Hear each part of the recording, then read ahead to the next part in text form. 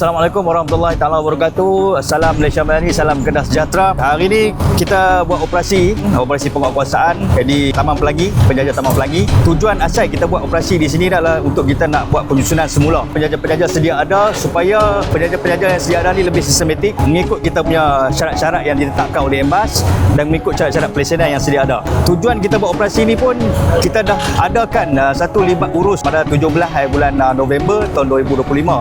Kita dah buat libat urus bersama penjajah-penjajah yang terlibat untuk kita sarankan pada mereka ni untuk patuh semua syarat-syarat yang kita tetapkan. Di tapak Taman Pelangi ni terdapat ada 14 kemah dan kita dah mengambil tindakan rampasan penguasaan sebanyak 5 kemah. Peruntukan undang-undang yang kita guna Seksyen 23 UK Penjajah dan Gerai tahun 2010 iaitu meninggalkan barang perniagaan. Peruntukan undang-undang yang kedua adalah Seksyen 46(1)(a) atau jalan parit dan bangunan iaitu binaan kemah ataupun binaan kekal di tapak lah. Kita dah pun berbincang bersama dengan bahagian penguasaan, bahagian pengurusan pasar dan penjajah bersama dengan persatuan-persatuan penjajah dekat sini.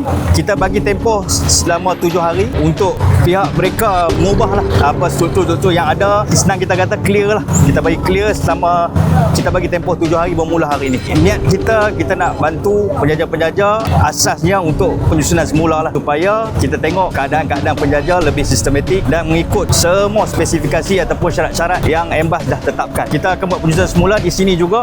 Kita akan buat lebih sistematik. Kita akan guna konsep yang sama macam penjajah di Tanduk, di Taman Wira, Pantai Johor dan sebagainya.